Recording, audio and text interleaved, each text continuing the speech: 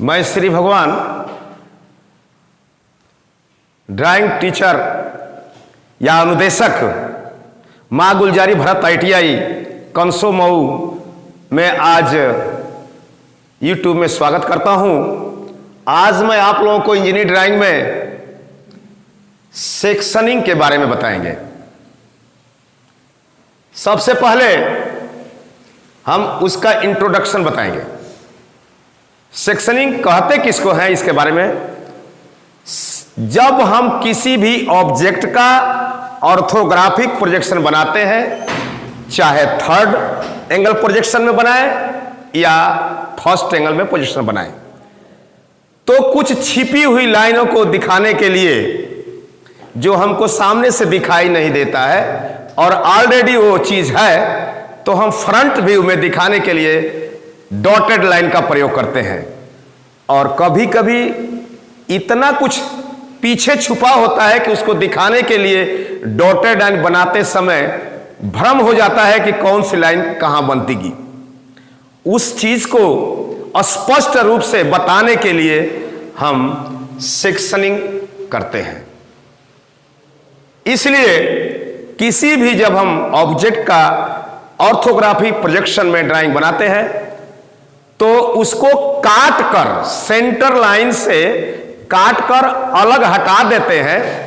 उस चीज को हम सेक्शनिंग कहते हैं। जैसे ये एक बुश है, बुश के अंदर होल किया हुआ है। ये लाइन जो सेंटर लाइन है, हमको यहां से काट करके इधर जो एरो का निशान दिया हुआ है इसको हटा देना है। हटाने के बाद जब हम हेक्सा से चलाते हैं तो यहां पर हेक्सा टच करता है, इस पोजीशन पर टच करता है। अब ऑर्थोग्राफिक प्रोजेक्शन में देखेंगे फ्रंट में इस टाइप का दिखाई देगा। और उस चीज को हम जब काटते हैं तो हेक्सा चलता है, वहां पर ये लाइनें बनती हैं।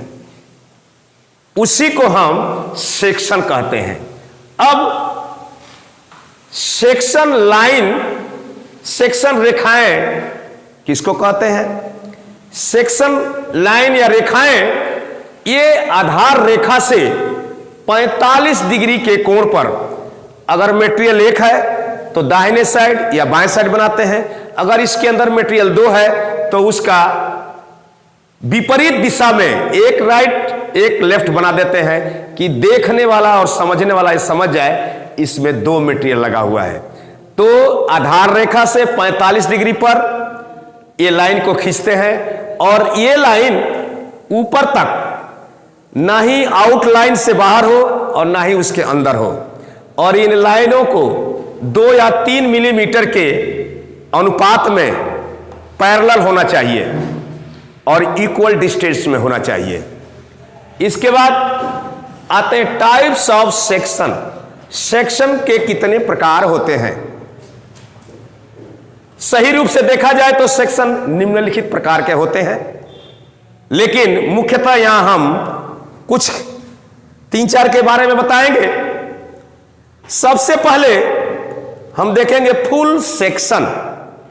फुल सेक्शन कहने का तात्पर्य है कि कोई भी, यहां पर देखिए ध्यान से, एक बुश बना हुआ है।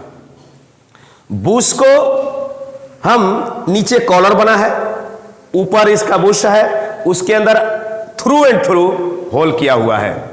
होल इस सेंटर से जो लाइन जा रही है यहां से काट कर आधा भाग को हटा देना है। ये जिधर एरो लिखा है इस साइड में हमको काट के दिखाना है। अगर हम इसको काटते हैं तो काटने के बाद ये आधा भाग उधर आधा भाग इधर हो जाएगा। अब उस आधे भाग को हम सेक्शनिंग लाइन से 45 डिग्री के कोण पर एक साइड यानी राइट हैंड साइड पे आधार रेखा से बनाते हैं और इनका डिस्टेंस हमेशा बराबर होना चाहिए, पैरेलल होना चाहिए और डिस्टेंस में 2 या 3 मिलीमीटर की होनी चाहिए। और आधा भाग जब हम दिखाते हैं उसको बोलते हैं फुल सेक्शन। और उसमें जब फुल सेक्शन दिखाएंगे तो जो भी डॉटेड लाइन छुपी हुई रहती हैं वो बिल्कुल स्ट्रेट यानी सीधी दिखाई देने लगती है। जैसे यहां पर दिखा हुआ है, अगर ये होल होता, ये सेक्शनिंग नहीं होता तो ये डॉटेड लाइन होती, ये भी डॉटेड लाइन होती, लेकिन जब सेक्शन काट करके दिखा दिया गया तो ये लाइन बिल्कुल स्ट्रेट हो जाती है। और ये रेखा बाहर और ना ही अंदर होनी चाहिए। सेक्शन लाइन आउटलाइन से बिल्कुल टच होना चाहिए, अंदर और बाहर। इसलिए हम यहां से काटने के बाद आधा भाग को हटा करके पीछे वाले आधे भाग को दिखा रहे हैं। ये सेक्शन है जिसको हम फुल सेक्शन कहते हैं। ये पहला सेक्शन है। दूसरा नंबर का सेक्शन है हाफ सेक्शन।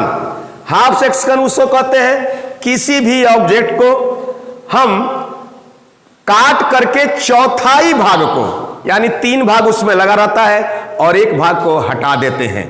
हटाने के बाद इसी चीज को देखिए फिर ध्यान से, हमको यहां से काट करके यहां से इधर हटा दिया गया और यहां से ये हाफ सेक्शन कहलाएगा। इसमें एक यहां पर डॉटेड लाइन होती है, उसको कोई दिखाने की जरूरत नहीं है क्योंकि ये क्लियर हो जाएगा यहां से काटने के बाद। ये ऐसे अगर हाफ लाइन भी दिखा सकते हैं उसको कोई जरूरत नहीं है क्योंकि अगला जानता है कि ये जो सेक्टर पर लाइन पर बनी हुई है।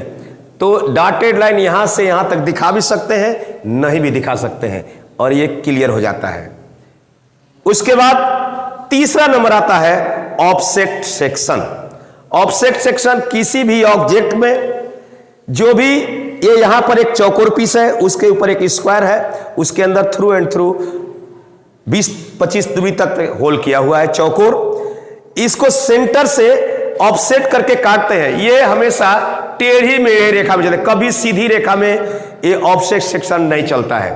तो हमको जहां जरूरत होती है वहां से काट लेने के बाद उसके आधे भाग, यानी जो टेढ़ी मेढ़ी रेखा से काटते हैं और काटने के बाद सेक्शन लाइन को, यहां पर देखिए इसका टॉप बना हुआ है, इसका फ्रंट बना हुआ है। ये रेखा यहां से सेंटर लाइन को जाती है होल को काटते हुए, फिर इस चौकोर पीस को आधे काटते हुए फिर नीचे आती है, फिर इस होल को काट करके ये निकल जाती है।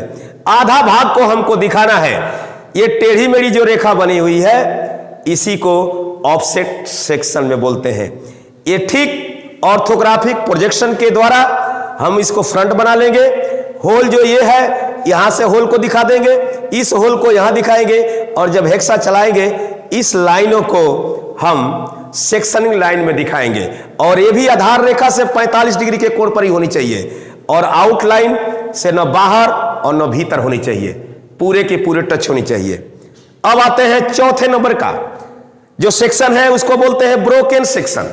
ब्रोकन मतलब तोड़कर, किसी चीज का इंपॉर्टेंट पार्ट को दिखाने के लिए हम पूरे पार्ट को न दिखाकर थोड़ा सा उसका तोड़ करके भाग को दिखाते हैं और उसमें जो जरूरी होता है उसी पार्ट का हम सेक्शन बना देते हैं। सेक्शन बनाने के लिए सबसे पहले उस पार्ट के थोड़े से भाग को हम ऑर्थोग्राफिक प्रोजेक्शन बनाएंगे। बनाने के बाद उसका जितना भाग हमें जरूरी है उतने भाग का ऑर्थोग्राफिक बनाने के बाद सेक्शनिंग लाइन से दिखा देते हैं। बाकी भाग को हम वैसे ही ऑर्थोग्राफिक प्रोजेक्शन जैसे बना करके छोड़ देते हैं। जैसे यहां पर एक नट के बोल्ट में एक थ्रू एंड थ्रू होल हो करके इसके अंदर स्क्रू लगाने के लिए एक होल किया हुआ है। ये यहां से यहां तक थ्रू एंड थ्रू होल है। उसके बाद ये हेड डालने के लिए बना हुआ है, इधर केवल होल किया हुआ है। हमको इतना ही दूरी तक की जरूरत है कि ये कितने डाया का है, कितना गहरा है और कितने इसका डायमीटर का होल किया हुआ है। इसके लिए हम इस ऑर्थोग्राफिक प्रोजेक्शन को बना करके जितना हमको जरूरी है उतना का दिखा करके और बाकी सेक्शनिंग कर देते हैं और उसके नीचे ब्रोकन सेक्शन लिख देते हैं। आज YouTube में आपका इतना ही, फिर इसके बाद अगले टर्म में हम आपको फिर से बताएंगे।